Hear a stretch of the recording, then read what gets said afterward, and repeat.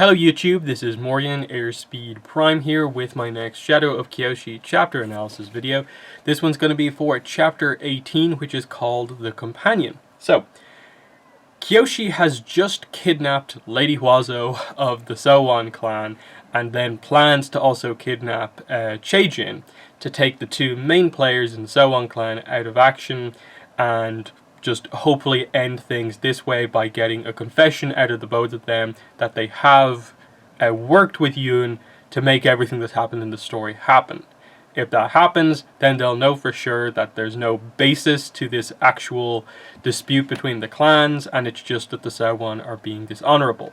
So, she has Huazo here and is transporting her back to, I suppose, the safe house, which is revealed, I think it's actually specifically revealed in the next chapter to be basically one of the properties that Jeonju owns that Kyoshi now owns, because he gave everything that he had to her. So Kyoshi making good use out of that stuff, all the Jeonju stuff coming back up. So we open up the chapter and basically find out Huazo is being a pretty demanding hostage in this whole situation. She's demanding food, water, some sort of a pillow, and Kyoshi sort of puts up with it, even though she's annoyed by it, because Huazo does actually begin to talk to her and basically tell her the story of what happened. The full story of how basically Huazo... Why isn't Huazo the Fire Lady? What happened to her relationship with Cheryu, the previous Fire Lord, and why is Zoryu and that clan the ones kind of empowering it? What specifically happened? And she talks about like her sort of backstory here with Cheryu. Cheryu and I used to fight like this when we traveled, and she talks about the whole idea of like when they would go out together, he loved the idea of like bringing as little as possible with them because he actually really loved nature, and he wished that the guards didn't have to come with them, and she really enjoyed it too, that they wished they could just, you know, camp out in the mountains on their own. And Kyoshi's sort of surprised by this, you know, high, you know, royalty, Fire Nation people, high up nobles, wanting to do the sort of camping thing that you'd think is more something that the commoners would do. But she says, any pastime feels like the most glorious adventure when you're young and in love. Fleeing into the mountains was how we escaped the pressures of the court. So, what happened? What happened was that we were young and merely in love. What are those compared to the pressures of clan and country? Nothing. At some point, whether it was a suggestion planted in his head by advisors or an idea he came up with on his lonesome, Lord Cheryu became convinced he could do better than me. It could have been about power, politics, fortunes, rise and fall here quicker here in the Fire Nation than in the stagnant Earth Kingdom Avatar. In those days, the Sowan were weak, and I wasn't well received in the capital as the Fire Lord's mistress. There are certain ways members of the royal family are supposed to meet their future partners, and falling in love as teenagers doesn't count. So that's very interesting. We pretty much knew that it was all about arranged marriages in the Fire Nation, but this is what really confirms it to us, that they can't go out and just, I suppose, have a normal relationship with someone, because it has to be done in the right way. You have to marry into the right clan, the reputation has to be considered, and so on. And so, even though they're in love here and it would work, she is from a clan, even though it's not in the best, you know, they're weak in those days. It could have been the case. But, of course, the advisors and so on, or maybe it was him himself, realized that maybe it does have to be someone else. And so, immediately there are plans. Who do we arrange Cheryu with? So, that's what we get next. She says, the worst moment of my life. Cheryu's ministers, a lot of them being Seinaka clan. So that means Rangi and Heiran's clan. So back in the day, obviously, before Rangi was born, the Seinaka clan were, I suppose, in more power than they had at the moment. And they assisted with this changing of things from being potentially the Fire Lord with a Sowan clan member to switching it to being with a Kyoso clan member. So it was at one of those wretched, miserable garden parties. He'd already been thinking about ending our relationship, but he wasn't sure about it. Not until his advisors trotted out Lady Sulan of the Kyoso clan before him. And this is revealed here to be the name of Zoryu's mother. So Lady Sulan. And yeah, she says here, I was watching his face when it happened. I saw the exact moment Cheryu laid eyes on her, and the thoughts of me vanished from his head. The pieces fell into place for the Fire Lord. He had the excuse, the permission to make the ultimate sacrifice and let go of his love for me. I saw how wide his grin grew when he realized he could pursue the lovely young Sulan and be completely blameless in the eyes of our country. And she kind of just notes that, like, she wishes that he had fought a little bit more for her, but that she ultimately has come to, like, accept this. And you see how this kind of moment has sort of morphed her as a character, where you think she should be angry and furious, and this is what's informing what she's doing right now, that she's trying to get back at him and the clan and everything that's happened by, you know, messing up the Fire Nation and getting power herself. But it's more of this idea that, like, it's morphed her approach into being like, okay, if they took me out of this position because of politics, I'm going to use politics myself to get us into that position. That's just the way things are. And she tries to play it off to Kyoshi here that, like, it's not personal here, it's just politics. And this is what the plan that I'm doing here. It's really, really interesting. And she mentions here, it was an unfortunate time to be pregnant with his first son. You can imagine Cheryu's embarrassment when I told him. And she's sort of like giggling at this, that she's sort of almost, to a degree, almost like she enjoyed like revealing that to him and causing a little bit of an issue after what just happened. The relationship being broken up, like, politically effectively, and him not disagreeing with it, him not fighting for her in any way. And this is when Kyoshi points out, you know, oh, so you're taking it out against the Kyoso ever since. No, you make me sound so petty.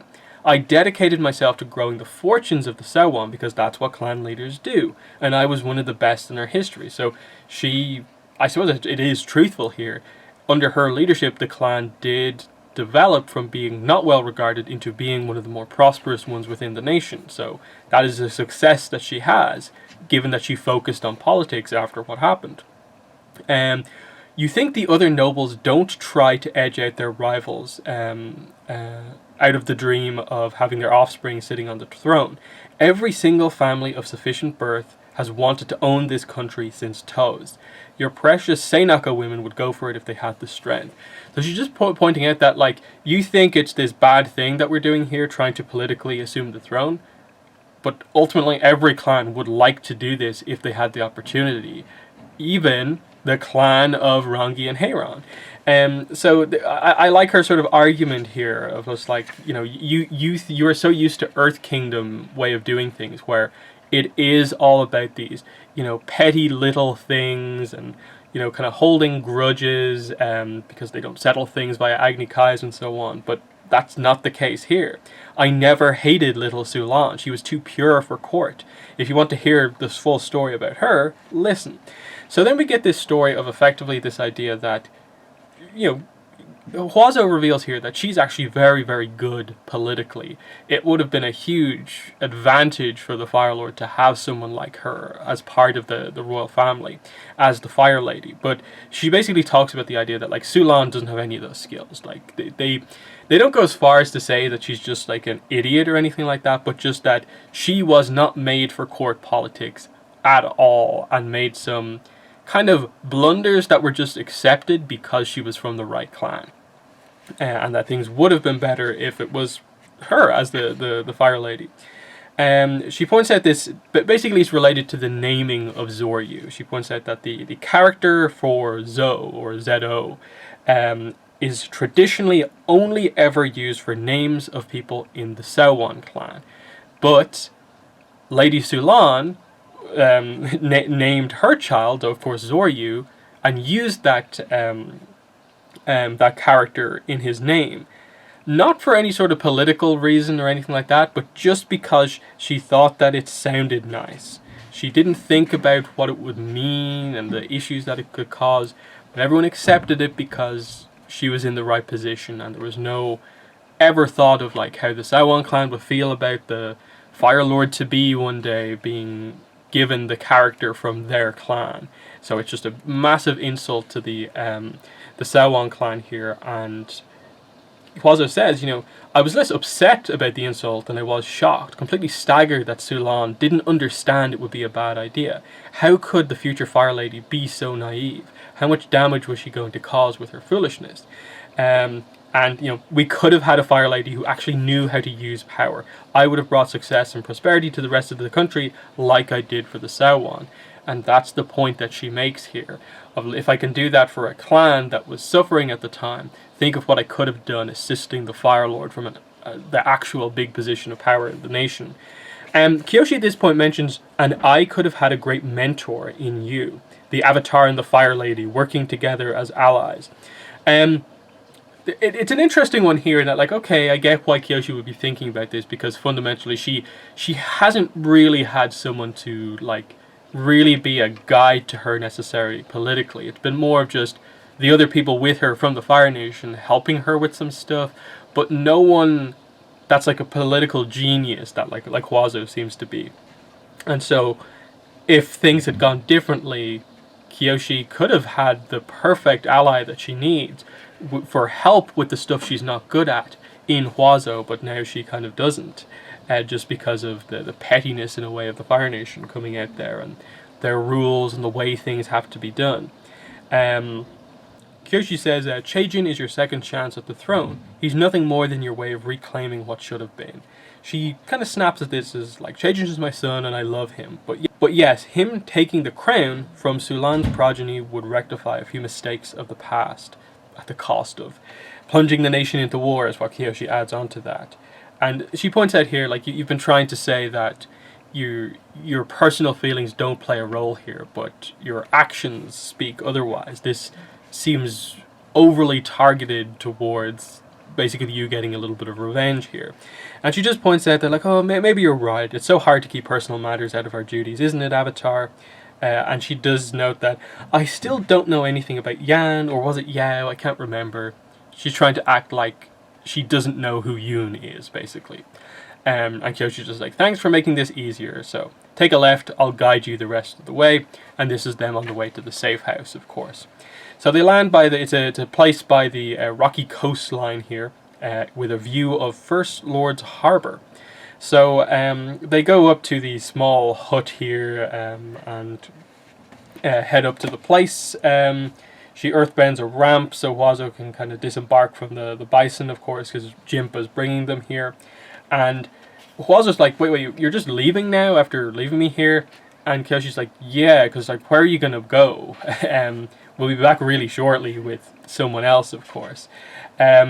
So Huazo is just left here as they go to get Chaejin, and it leaves the chapter to end with this back and forth between Kyoshi and Jimpa. So Kyoshi knows what she's doing is a huge risk, kidnapping a member of the clan, which, it sounds like the sort of action that Kyoshi would be willing to take, but if this is wrong, this is a massive, massive mistake.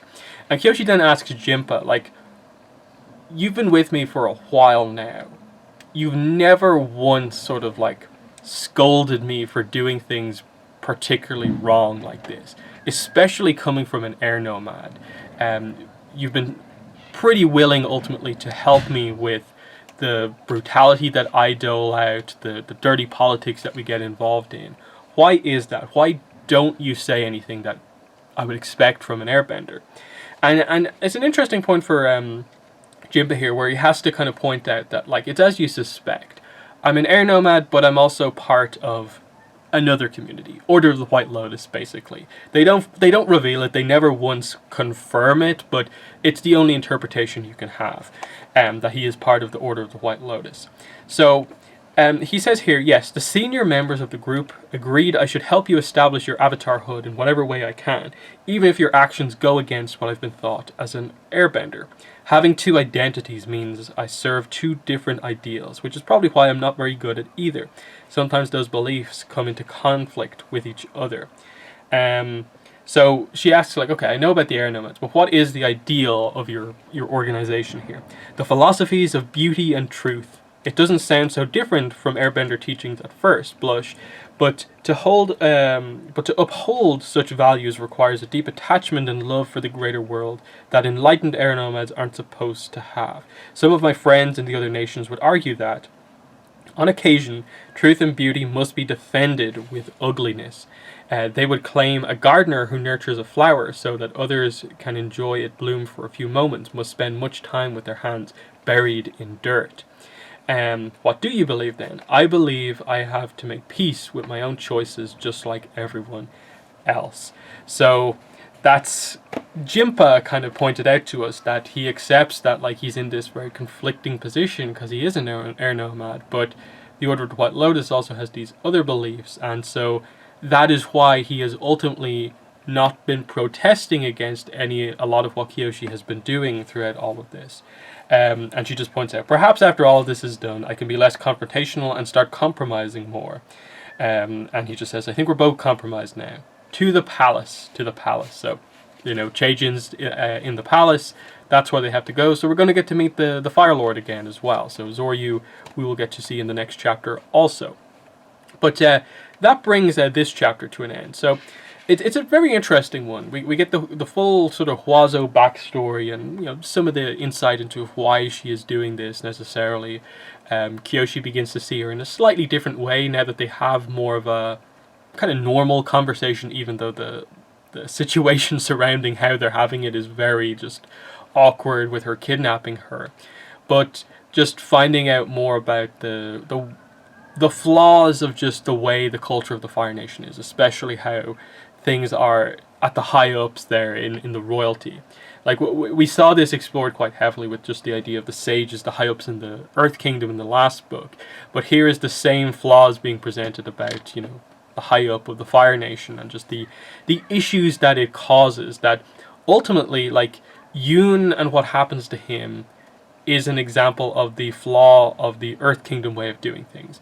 Jeonju and Liu Beifong together creating this situation that put Yoon in this position and then discarding him as soon as it wasn't what they thought it was.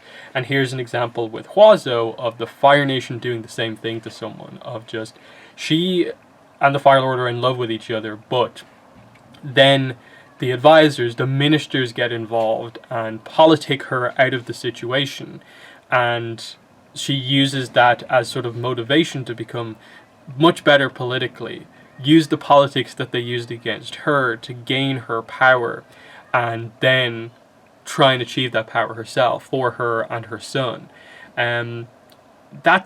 That's very interesting to me. So I think it's a very important chapter to get that sense of Huazo, that she really is excellent politically.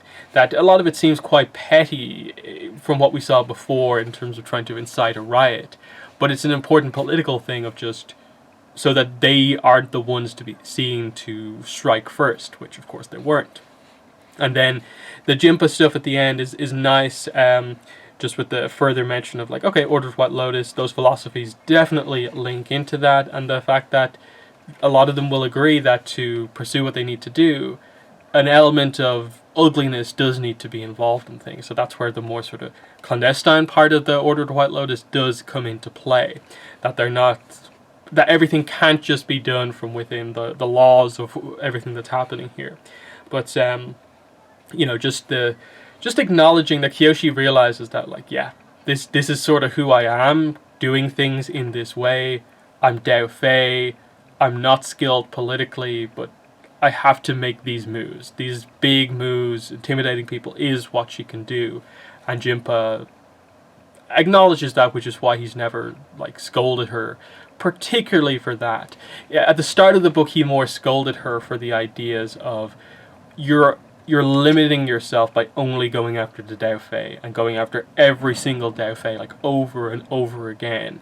You have to get involved in the bigger picture, and that definitely fits Order of the White Lotus. But yeah, next chapter is a big one, but we'll get into that next time out. But yeah, that's been the video for this chapter. In the comments, let me know your thoughts are on this one in the comments. But that's been the video. Thanks for watching, and bye.